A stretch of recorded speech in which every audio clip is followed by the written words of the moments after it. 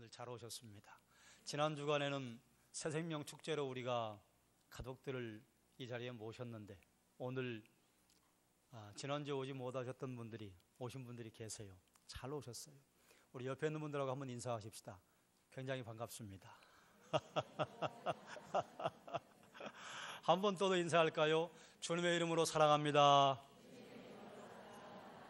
오랜만에 우리가 늘 했던 이 인사 한번, 아이고 얼굴을 뵈니 밥맛이 납니다. 아니 웃으라는 게 아니라 그 인사를 하시라 그 말이에요. 인사하십시다.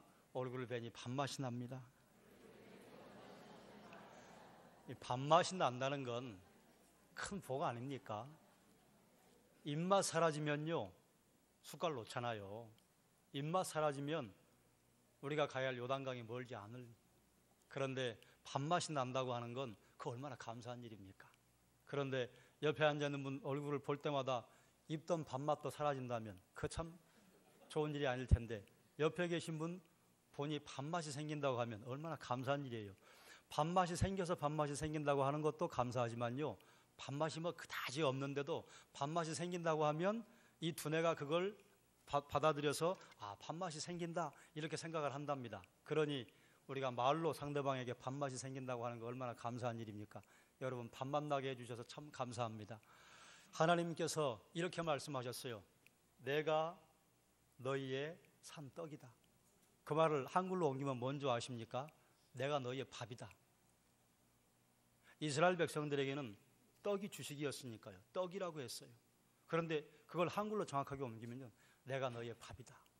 그러니 하나님께서 우리에게 아들 예수 그리스도 보내셔서 생명의 밥 되게 하시고 생명의 양식 되게 하셔서, 그래서 우리에게 영원한 생명 주시고 하나님의 백성 삼으셔서 주님이 계시는 그 나라까지 우리를 안전하게 인도해 가실 것 우리가 믿기 때문에 하나님께 영광과 존귀를 올려드립니다. 밥맛이 없는 분들은 어쩔 수 없고, 그래도 하나님께서 우리에게 사랑하는 교회, 사랑하는 성도들을 주신 것이요, 그게 밥맛 날 일입니다. 여러분 이 자리에 오신 것 주님의 이름으로 환영합니다. 우리가 지난 주간에 인생의 해답이라 하는 말씀으로 함께 은혜를 나누었습니다. 뭐 이런 말씀을 나누었습니다. 모든 사람들은 풀지 못할 큰 문제를 안고 있습니다. 그게 뭐냐? 사람이 죽는다는 것이죠. 죽는다고 하는 것은 모든 사람에게 두려움을 갖게 합니다. 사람이 두려움을 가지고 살아가는데 두려움의 그 근본 뿌리는요, 죽음입니다. 죽을까 봐 두려워하고, 이렇게 해서 잘못될까 봐 두려워하고, 만약에 사람이 죽지 않는다면요 거칠 게 없을 거예요. 그런데 또 이런 말씀도 함께 나누었잖아요. 사람이 죽는다고 하는 게 은혜입니다. 왜 그러냐? 만약에 사람이 죽지 않는다면요, 이 세상은요 지옥이 될 겁니다. 거기에 여러분 동의하시죠? 죽지 않는다면요 얼마나 못된 짓 많이 하겠어요. 죽지 않는다면요 세상 휘젓고 돌아다닐 겁니다. 그런데 죽으니까요, 생명은 하나라. 이것 때문에 아이고 내가 이거 조심해야지, 아이고 내가 몸 관리해야지, 아이고 이렇게 하면 안 되지, 그리고 멈칫 서게 만들어요. 그러나 어쨌든 사람이 죽는다고 하는 것은 두려움의 근본 뿌리입니다. 그런데 죽음으로 끝나는 게 아니라 죽음 이후에 멸망과 영생의 길이 있다. 그럼에도 불구하고 수많은 사람들은 죽음의 문제에 무관심하다 그 말이죠. 이런 사실을 무시하면서 착각 속에 살아간다고 하는 걸 나누었습니다. 사람들이요 세상이 전부라고 생각합니다. 그래서 이 세상에서 먹고 즐기고 이 세상에서 모든 걸 누리면 된다 이렇게 생각하고 살아가요. 죽으면 모든 게 끝난다고 착각합니다. 그래요, 죽으면 모든 게 끝나면 얼마나 좋겠습니까? 그런데 죽음 이후로 끝난다고 하지 않는다고 하는 것 성경에서 우리에게 말씀하시잖아요. 수오를 말씀하시고 아바돈을 말씀하시고 하데스를 말씀하세요. 죽음 이후에 있다 그 말이죠. 그리고 나는 쓸만하다고 사람들은 생각합니다. 벌받을 죄인이 아니라고 생각해요. 그때 우리가 이런 말씀을 함께 나누었잖아요. 그래요, 우리 모두 죄인이 아니라고 생각할 수 있습니다. 그런데 우리는 하나같이 발각되지 않은 죄인이고, 그리고 나는 아는데 하나님 앞에 우리가 건강하다고 의롭다고 깨끗하다고 설 수 있는 사람이 아무도 없다 그 말이죠. 나는 쓸만한 사람인가? 우리가 모두 죄인이라고 하는 가장 강력한 증거는요, 우리가 죽는다고 하는 것입니다. 사람이 죽는 것은요 죄의 싹시라. 그러니 우리가 죽는다고 하는 건요 우리가 죄인이라고 하는 증거입니다. 이것처럼 강력한 증거가 없지요. 그런데 수많은 사람들은 난 괜찮아요, 좀 쓸만해요, 저는 아이고 이 정도면 그래도 괜찮지요. 생각한다 그 말이죠. 거짓 정보입니다. 착각입니다. 이 세상으로 끝이 아니에요. 세상 다음에 반드시 다음 생이 있습니다. 다음 생이 있는데요, 멸망으로 간다 그 말이에요. 그러니 이 문제를 어떻게 해결할 것이냐, 그 문제에 대한 해답이 예수 그리스도시라. 우리가 예수 그리스도를 마음으로 믿고 입으로 시인하면 우리에게 함께 오셔서 우리에게 생명 주시고 우리를 하나님이 계시는 천국으로 인도하실 뿐만 아니라 우리가 오늘 읽었던 10장 10절 말씀, 내가 온 것은 양으로 생명을 얻게 하고 더 풍성한 삶을 살게 하려 함이라. 이게 하나님의 은혜인 줄로 믿습니다. 요한계시록 3장 20절 말씀을 함께 읽겠습니다. 앞에 떴을 겁니다. 읽겠습니다. 볼지어다 내가 문 밖에 서서 두드리노니 누구든지 내 음성을 듣고 문을 열면 내가 그에게로 들어가 그와 더불어 먹고 그는 나와 더불어 먹으리라. 어떤 사람이 하루 일과를 마치고 저녁 식사하는 자리에 앉았습니다. 그런데 누가 와서 문을 두드려요. 친한 친구예요. 미리 오기로 약속이 돼 있는 사람이에요. 그럼 문을 열죠. 문을 열면요, 저녁 먹는 자리에 함께 앉아서 이야기꽃을 피우고 식사를 합니다. 이게 이스라엘 백성들에게 가끔 있는 일이었습니다. 여러분, 지금도 저녁 식사 자리에 누구를 초대하면 아무나 부르지는 않잖아요. 나하고 친한 사람, 더군다나 요즘은 잔치를 치르거나 손님을 집에 모시면 대개 집에서 음식을 장만하는 분들은 거의 없으시잖아요. 식당에 가서 드시고 뭐 집에 와서 차를 마시든지 뭐 그 정도 하지. 요즘도 저녁 식사에 누구를 초대한다고 하는 건요, 아주 친한 사이입니다. 그런데 성경 시대에는요, 저녁 식사에 초대한다, 굉장히 친한 사람입니다. 왜 그런가 하면 요즘 뭐 그렇지 않은 가정도 좀 있긴 합니다만 거실도 있고 방도 따로 구분이 되어 있고 누가 다른 사람이 와도 우리가 생활하는 공간을 보여주지 않을 정도로 사시잖아요. 그런데 성경 시대에 이스라엘 백성들이 사는 가옥 구조는요, 누가 집으로 들어오잖아요. 그러면 들어오자마자 마당이자 부엌, 그리고 한켠은 외양간, 그리고 그 외양간 바로 위에 흙벽으로 쌓아놓은 침실이 있었습니다. 그 침실은 예전에 한 20년, 30년 전에 아버지, 할아버지, 손자, 며느리 함께 한 방에서 사시던 그런 시절이 있었잖아요. 그것처럼 한 공간에서 함께 자요. 그러니까 손님이 오면요, 그 장소로 올라오는데요, 다 보는 겁니다.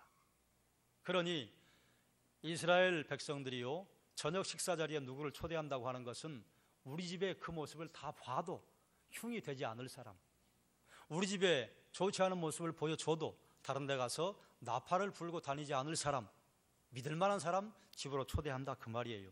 그럼 성도의 교제를 코이노니아라고 하는데, 코이노니아라고 하는 원래 의미가 뭔지 여러분 아시죠? 저녁 식사 자리에 사람들이 둥그렇게 둘러앉아서 서로 마주보고 있다, 이게 코이노니아입니다. 그러니 코이노니아는요, 그저 우리가 이렇게 만나서 교제하는 정도가 아니라 내 흉허물을 다 드러내도 다른 데 가서 옮기지 않을 뿐이시다.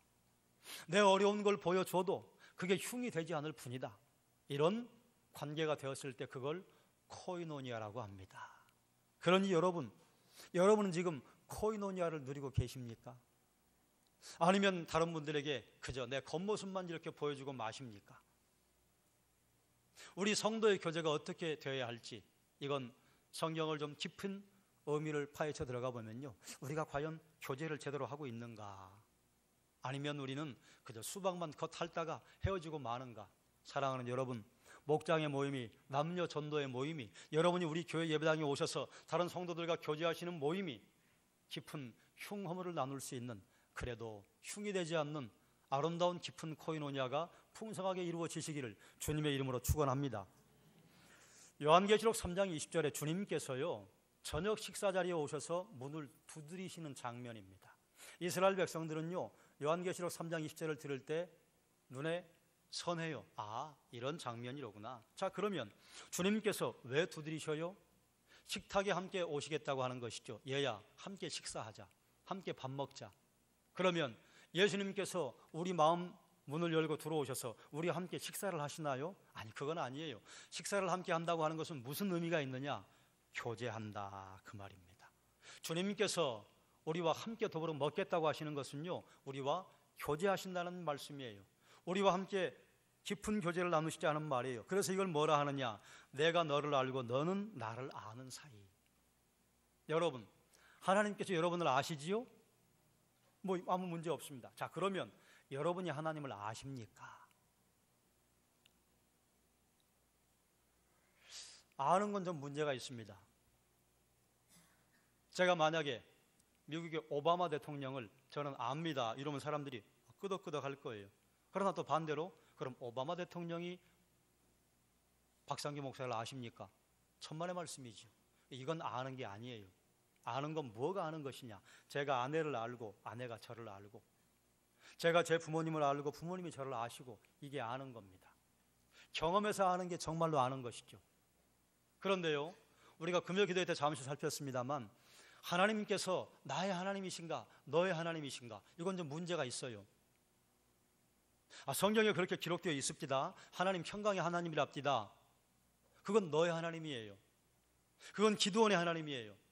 나의 하나님은요, 평강의 하나님이요, 제가 어려움 당했을 때 그때 저에게 오셔서 평강을 주셨어요. 하나님은요, 여호와 샬롬이세요.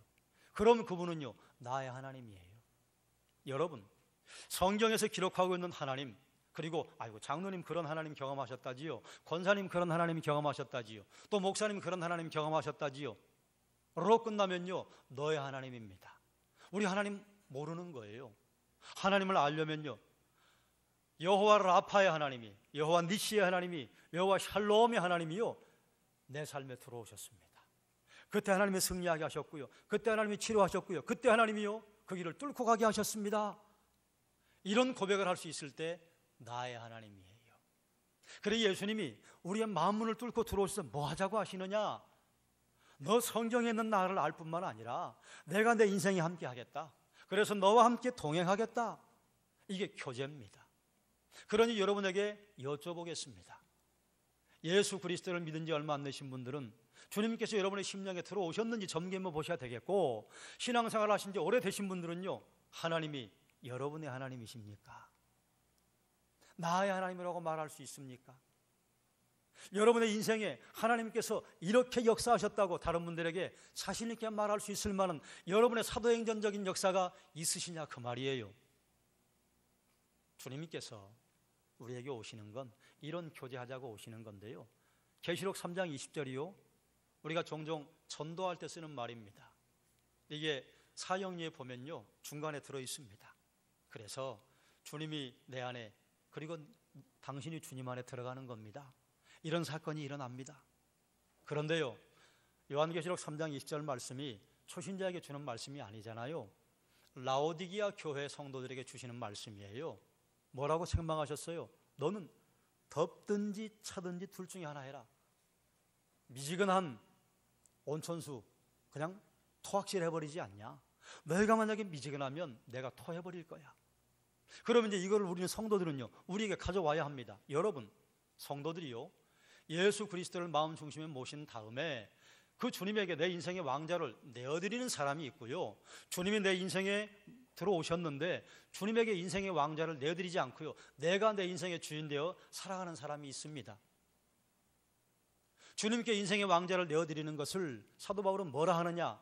신령한 사람이라, 성령 충만한 사람이라. 인생의 왕자를 내드리지 않고 주님이 오셨는데요 내 뜻대로 해요. 주님의 뜻을 따르지 않아요. 이걸 사도 바울은 뭐라 하느냐? 육신에 속한 사람이라. 그리스도인들이요 육신에 속한 사람도 있고 성령에 속한 사람도 있습니다. 저는 여러분에게 묻겠습니다. 여러분, 육신에 속해서 육신의 열매를 맺으십니까? 성령에 충만해서 성령의 열매를 맺으십니까? 육신의 열매와 성령의 열매는 갈라디아서 5장 15절 이하에 다 나와 있어요. 우리가 지지난주에 나눴습니다. 이건 신앙생활 오래 한 성도들에게도 하나님께서 선포하시는 말씀이에요. 얘야, 내 인생의 왕자를 내게 좀 다오. 그래 내가 네 손잡고 함께 가겠다. 사랑하는 여러분, 내가 육신의 열매를 맺는지 성령의 열매를 맺는지 그걸 나는 알아요. 다른 사람이고 우리가 가면 쓰고 살아갈 수 있어요. 그런데 그 가면을요 나는 알아요. 그리고 누가 아세요? 하나님이 아시죠. 그러니 사랑하는 여러분, 하나님과 참된 동행, 그리고 너의 하나님만 우리가 다른 사람들에게 말할 것이 아니라 나의 하나님, 내가 살아오면서 하나님이 인도하셨던 것 다른 사람들에게 말할 수 있는 여러분의 삶의 간증이 충만하시길 주의 이름으로 축원합니다. 그러면 주님께서 식사 자리에 왜 오시겠다고 하는가? 성경 말씀 함께 읽겠습니다. 내가 온 것은 양으로 생명을 얻게 하고 더 풍성히.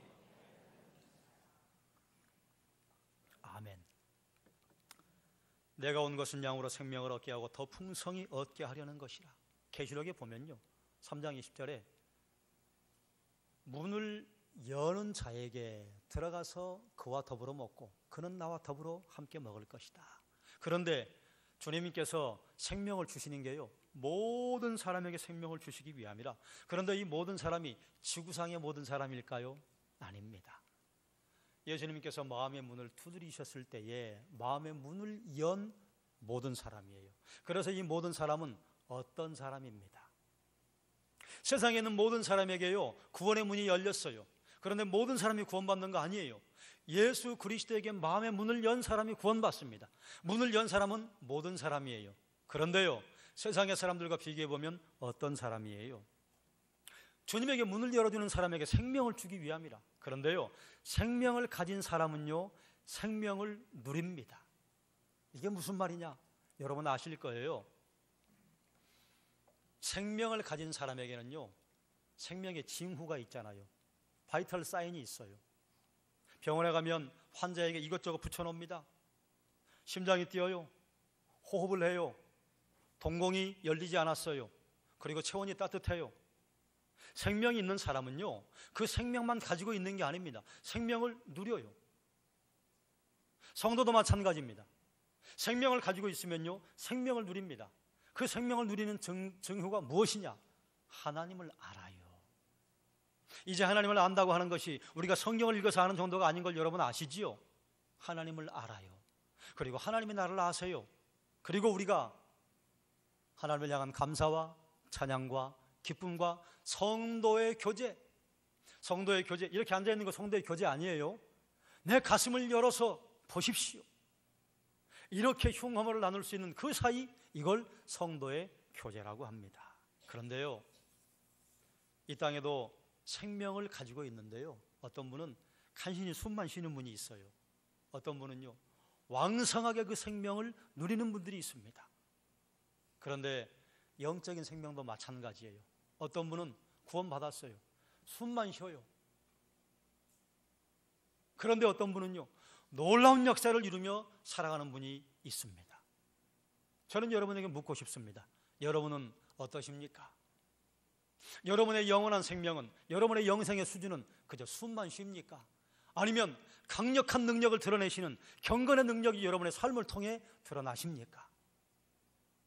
하나님께서 우리에게 생명 주시는 것은요 그저 우리가 구원만 받으라고 우리에게 생명 주시는 게 아닙니다.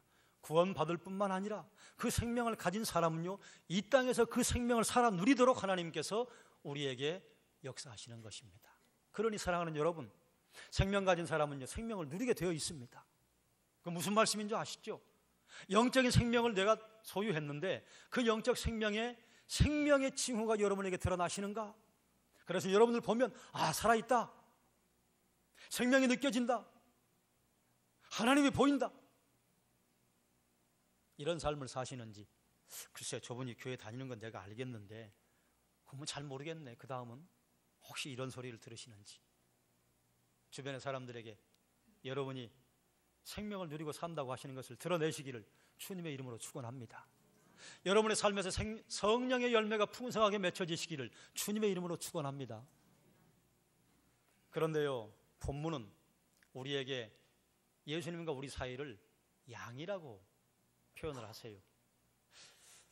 저녁 식사의 문을 두드리시는 것은요 사람과 사람 사이에 있는 일인데요 양이래요. 그런데 뭐라고 하시느냐? 예수님은 선한 목자고 우리는 양이라. 왜 이렇게 말씀하셨을까요? 뭐 이것저것 설명할 수 있습니다만 제가 묵상하다가 이게 우리의 수준이다, 이것이 예수님의 수준이다. 이게 무슨 말이냐? 목자가 없으면 양은 죽습니다. 모든 동물들은요 특별한 능력이 있어요. 사람들이 갖지 못한 능력이 있습니다. 그 중에 뛰어난 능력이요, 귀소 본능이에요. 여러분 아시죠? 연어와 기러기는 우리가 볼 때는 한낱 미물에 불과하잖아요. 그런데 수천 킬로미터를 여행을 했는데 정확히 자기가 태어난 곳을 찾아갑니다. 그런데 유독 양은요, 동물 중에 특이하게도 방향 감각이 없습니다. 왜 방향 감각이 없느냐? 고개를 들어서 하늘을 보는 일이 거의 없어요. 어디만 보느냐? 앞에 걸어가는 양의 뒷발만 따라가요. 여러분에게 이해가 되게 설명을 해드리고 싶은데 이걸 이렇게 하면 설명을 드릴 수 있을 것 같아요. 여러분, 예전에 우리 내비게이션 없을 때는요, 자, 산골도 어촌도요, 지도 펴놓고 전화해가지고 어떻게 하라고요? 좌회전해요. 알았어요. 몇 킬로 가요? 이래서 찾아갔어요. 그렇게 찾아가면요, 거의 다음에 길을 잃어버리는 일이 없습니다. 그런데 내비게이션 아줌마가 나타나신 다음에는요, 이분이 워낙 친절하게 말씀해 주시니까 왼 좌회전, 우회전, 그 다음 가면요, 또 역시 이 아줌마께서 도와주셔야 돼요. 왜 그러냐? 우리가 기억을 하는 것은요, 주변에 있는 그 환경과 나를 이렇게 비교해 봐서 여기가 어디지? 이렇게 구분합니다. 그런데요, 내비게이션 아줌마를 쫓아가다 보면요, 주변을 볼 시간이 없어요. 그러니까요, 몰라요. 그래서 저는 요즘 웬만하면 그 아줌마를 부르지 않습니다. 제가요, 길치가 된 것 같아요. 저는 길에 굉장히 박습니다. 한 번 찾아간 길은 잃어버리는 길이 없고요, 지도만 주면요, 거의 대부분의 남자분들은 그러시죠. 지도만 가지면요, 다 찾아갈 수 있어요. 그런데 이 아줌마를 저희 차에 모신 다음부터요, 이 능력이 감퇴되기 시작했어요. 그래서 이거 위험하다. 그래서 웬만한 길은요, 일단 꺼봅니다. 그리고 이분이 말씀하셔도 목소리만 듣지 화면을 잘 안 보려고 합니다. 그런데요, 이상하게도 길치가 돼가고 있어요. 앞만 보고 가면요, 인생을 알 것 같은데요, 몰라요. 그래서 양은 특징이요, 광야에 목자 없는 상태에 버려지잖아요. 반드시 죽습니다. 그런데 사람의 인생이 이와 같다, 그 말이에요. 내일 일은 난 몰라요. 여러분, 다시 한번 동물들을 좀 끌고 와야겠어요. 지진이 나거나 해일이 오면요, 우리가 미물이라고 없인 여기는 탁 때려서 죽어버리는 거미, 생쥐, 도망갑니다. 그래서 사람들이 처음에는 몰랐다가 천재지변이 날 때 얘들이 움직이는구나. 그래서 그거 보고 사람들도 피하잖아요. 사람은 몰라요. 반드시 과학의 힘을 빌려야 돼요. 그래서 지진이 나는 곳에 센서를 설치해두고, 일본 사람들은 저 멀리 태평양에 거기에 센서를 설치해둬서 얘가 흔들린다 그러면 도망가자. 사람이요, 내일 일을 몰라요. 그러니 인생이라고 하는 광야에 홀로 버려지면요, 죽습니다. 그래요, 모든 사람 죽지요. 그런데 죽기 전에요, 나타나는 현상이 있습니다. 죽는 사람은요, 우리가 자연사 하는 것 말고요, 하나님이 불러서 가는 것 말고요, 죽는 사람들은 가만히 보면요, 죽을 길을 찾아가요. 여러분, 그러지 않습니까? 인생의 경륜이 있는 분들은 보면 아실 거예요. 아이고, 저 젊은이가 죽을 길을 가네. 아이고, 지금 저분이 죽을 길을 가네. 보이잖아요. 보이는데요, 나는 몰라요. 나는 지금 살겠다고 가는데요, 죽을 길을 가요. 그래서 이게 우리의 수준이라. 하나님께서 우리를 너희 양이다. 양이 순해서 양 아니에요. 양 정말 못됐어요. 깨끗해서 양이 아니에요. TV에 나오는 깨끗한 양은요, 그건 세탁 딱 해가지고 나오는 양이에요. 목장에 가서 보는 양은요, 더럽기 한량 없고 그지 없습니다. 목자가 돌봐주지 않으면요, 양은 죽어요. 모든 동물들은 혀가 길어가지고 척 걸치면 그냥 다 훑잖아요. 그런데 양은 혀도 짧아요. 그래서 여기밖에 못해요. 만약에 양의 코에 벌레가 서식하면요, 목자가 잡아주지 않으면 양은요, 감염돼 죽습니다. 이것도 못할 타요. 우리 인생이 그와 같다, 그 말이에요.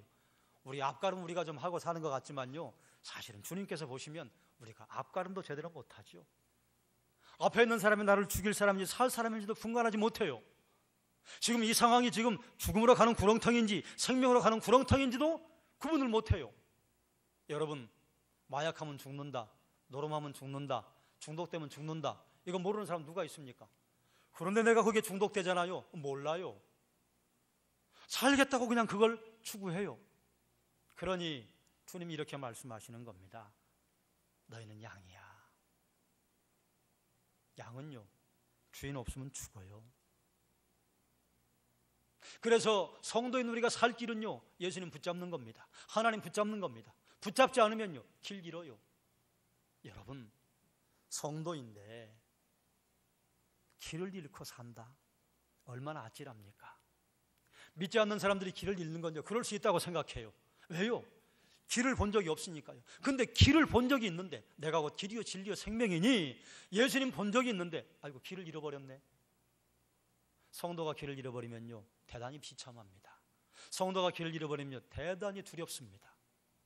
그 두려움으로 느낄 줄 아는 분은요, 깨어있는 분이에요. 그런데 길을 잃어버렸는데 두려움도 느끼지 못한다? 신앙의 생명 징후가 마비된 분입니다. 그러면요, 심각한 일이 벌어지지요. 다윗은 하나님 목자이신 것을 누구보다 잘 안 사람이에요. 그래서 시편 23편에 이런 노래를 하지 않습니까? 여호와는 나의 목자시니 내게 부족함이 없으리로다. 부족함이 없답니다. 양에게는 목자만 있으면 돼요. 여러분, 예수님 믿고 여러분 신앙생활을 하시는데 예수님 말고도 또 다른 것이 필요하다고 생각하십니까? 저는 경제활동을 하지 마시라, 사회활동을 하지 마시라 이런 말씀을 드리는 게 아니에요. 예수 그리스도를 전부로 알고 쫓아가시냐 그 말이에요. 다윗은 그렇게 노래했습니다. 내가 하나님 앞에 있으면 부족함이 없다. 그가 나를 푸른 풀밭에 누이시며 쉴 만한 물가로 인도하시는도다. 이걸 마태복음 11장 28절은 이렇게 또 풀어 설명합니다. 수고하고 무거운 짐진 자들아 다 내게로 오라. 내가 너희를 쉬게 하겠다. 여러분, 수고하고 무거운 짐이 많으시죠? 그게 자녀의 짐이 될 수도 있고, 정치의 짐이 될 수도 있고, 경제의 짐이 될 수도 있고, 우리의 영혼의 짐이 될 수도 있습니다. 그 짐이요, 주님께서 해결해 주시겠다 그 말이에요. 내 영혼을 소생시키시고 자기 이름을 위하여 의의 길로 인도하시는도다. 의의 길로 인도하시는데요, 어떻게 인도하시는가? 마태복음 11장 29절은 또 이렇게 말합니다. 나의 멍에를 메고 내게 배우라. 이는 내 멍에는 쉽고 가벼움이라. 쉬는데요, 와서 멍에를 매래요. 그럼 이게 무슨 쉬는 것인가? 우리는 멍에 하면요, 예전에 시골에서 쟁기질 해보신 분들 뭐 그 정도 생각하실 거예요. 소의 목에 거는 멍에, 너무너무 힘든 거. 이스라엘 백성들은요, 멍에라고 하면요 떠오르는 단어가 있습니다. 율법의 멍에. 이스라엘 남자아이들은 13세가 되면 성인식을 하는데, 이 성인식을 하는 날이요, 바르 미츠바. 이게 성인식 날의 이름이에요. 근데 바르 미츠바가 무슨 말이냐? 바르가 아들이에요. 미츠바가 율법이에요. 율법의 아들로 내가 살겠습니다. 고백하는 게 성인식의 행사예요. 그래서 뭐라고 선언을 하느냐? 제가 율법의 멍에를 치고 율법의 아들로 평생 살겠습니다. 그 순간부터 행복 끝나는 겁니다. 이스라엘 백성들이 율법을 지키겠다고 하는 것은 율법을 지켜서 거룩을 얻고 율법을 지켜서 구원 얻겠다고 하는 거 아니에요? 그럼 행복하지 않죠. 이 시대에요, 율법의 멍에를 쥐고 살아가는 사람들이 있습니다. 여러분 일단 나중에 생각하시고, 여호와 증인들과 안식교인들이요, 율법의 멍에를 쥐고 살아갑니다. 그래서요, 여호와 증인과 안식교인들 만나보면요, 아주 깨끗하게 삽니다. 거룩하게 살아요. 열심히 살기 위해서요, 애를 씁니다. 본받을 만해요. 그런데요, 감격과 행복이 없습니다. 안식교인과 여호와 증인들은요, 뭘 지켜야 구원 얻어요. 선한 일을 해야 구원 얻어요. 말씀을 지켜야 구원 얻어요. 그러니까요, 열심히 살아요. 9개 지키다가 이거 1개 못 지켰네. 그러면요, 얼굴에 흑빛이 돼요. 우리가 살아가는 건 무엇이냐? 너희 이런 율법의 멍에 내가 깨뜨렸다, 그거 아니야. 너희가 뭘 해서 구원 얻지 않아. 내가 이미 율법의 요구를 이루었어.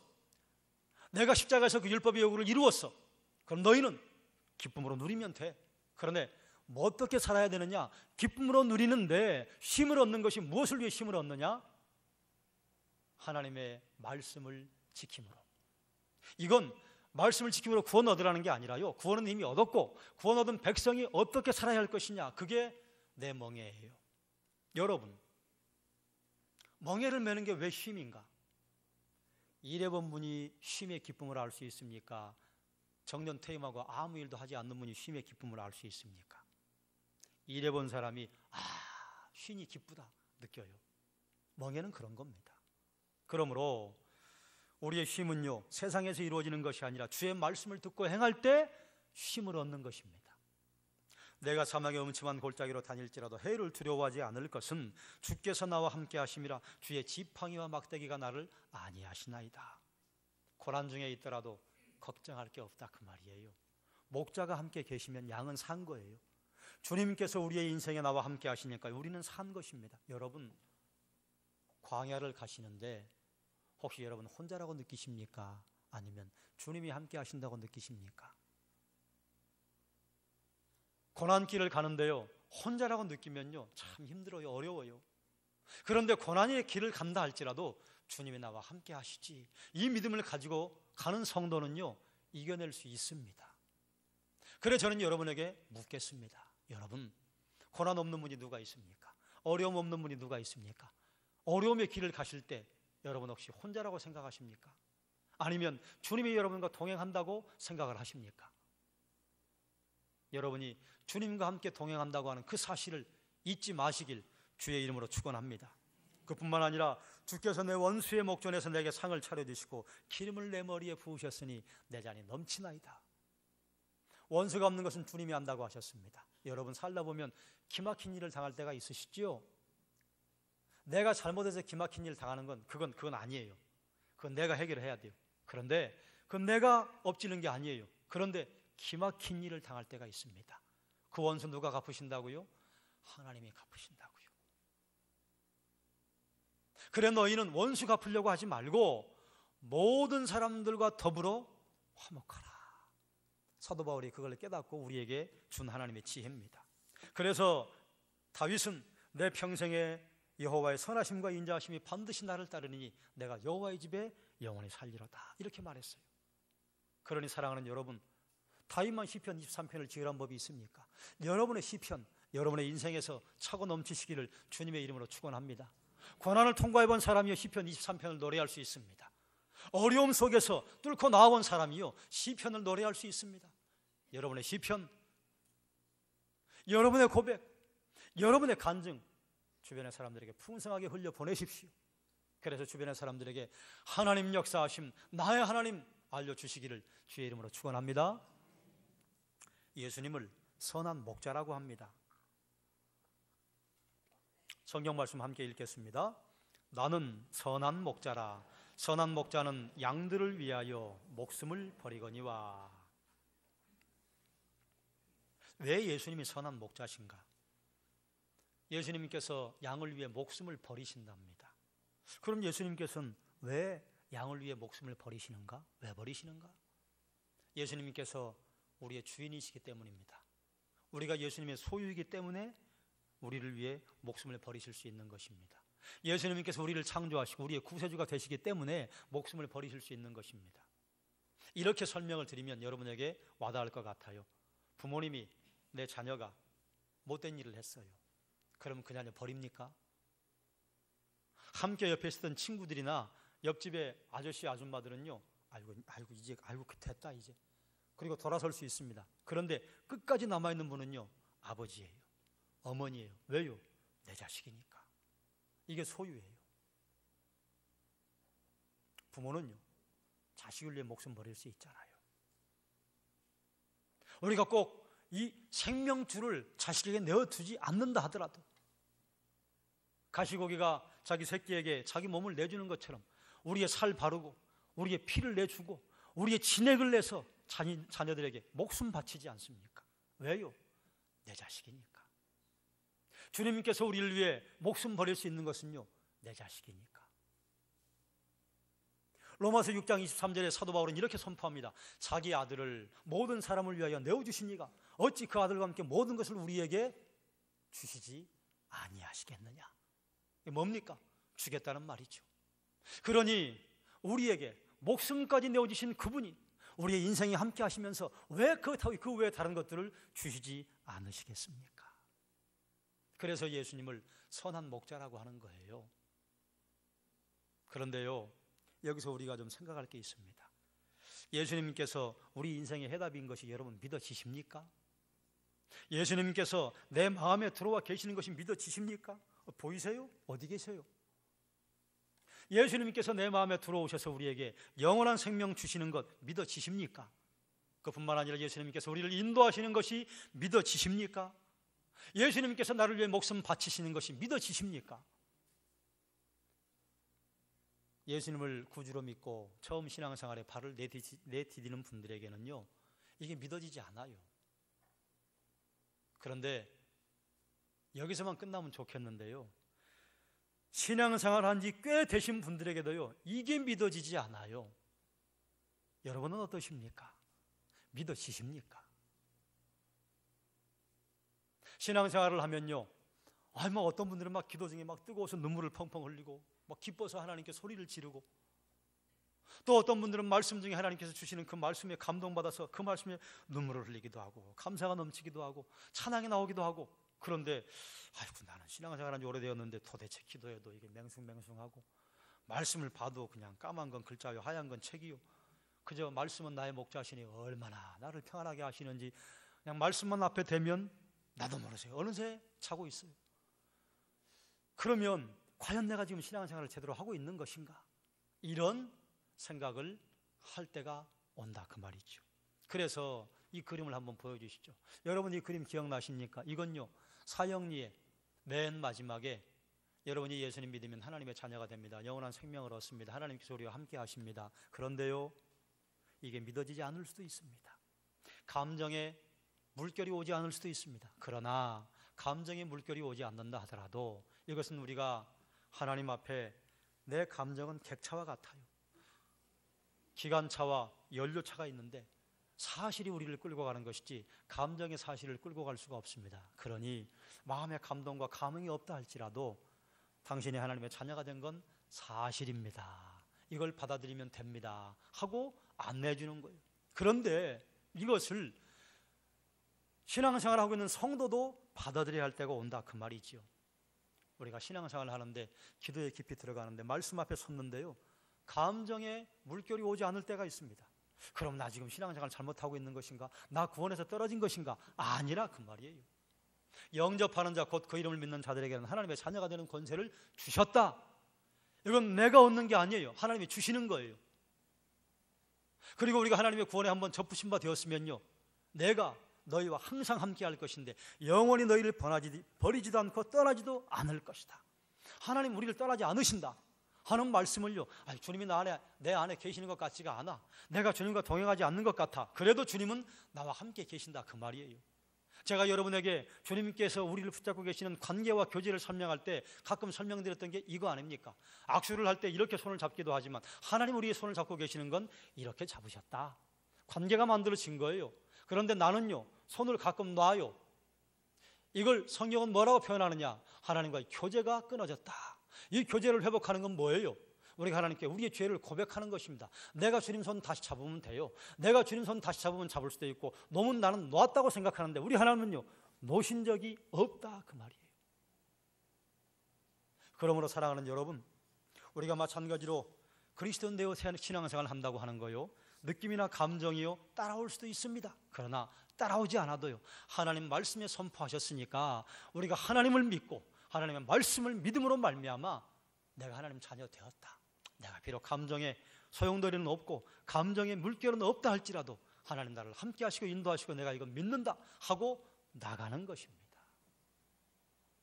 그렇기 때문에 성경의 선포를 믿으시길 주의 이름으로 축원합니다. 예수님께서 우리의 인생의 해답이십니다. 아멘. 예수님께서 내 마음에 들어오셔서 영원토록 우리와 함께 하십니다. 내 마음에 들어오셔서 영원한 생명을 주십니다. 그리고 멸망하지 않고 영생을 얻게 하십니다. 예수님께서 우리의 생을 안전하게 인도하실 것입니다. 예수님께서 나를 위해 목숨을 버리신 선한 목자가 되십니다. 그러니 목숨까지 내어주신 분이 어찌 그 아들과 함께 모든 것을 우리에게 주시지 아니하시겠느냐. 여러분, 감정이 움직이지 않을 때가 있습니다. 그러나 감정에 여러분 기준을 두지 마시고 주의 말씀에 여러분의 기준을 두시기를. 그래서 사랑하는 여러분, 너의 하나님 아니에요. 나의 하나님. 그리고 여러분이 하나님께 노래하는 여러분의 시편, 여러분의 인생에서 풍족하게 넘치시길 주의 이름으로 축원합니다. 생명을 가졌는데 어떤 사람은 숨만 쉬는 사람이 있고요, 어떤 사람은 왕성하게 세계를 돌아다니는 사람이 있어요. 영적인 생명을 가졌는데요, 어떤 사람은 그저 숨만 쉬어요. 그런데 어떤 사람은요, 경건의 능력을 드러내며 살아갑니다. 여러분 바라기는 여러분이 경건의 능력을 드러내셔서 하나님의 놀라운 일을 이루어내시는 하나님의 일꾼들로 쓰임 받으시길 주의 이름으로 축원합니다. 기도하겠습니다. 하나님, 우리에게 생명 주셔서 생명을 누리게 하셨습니다.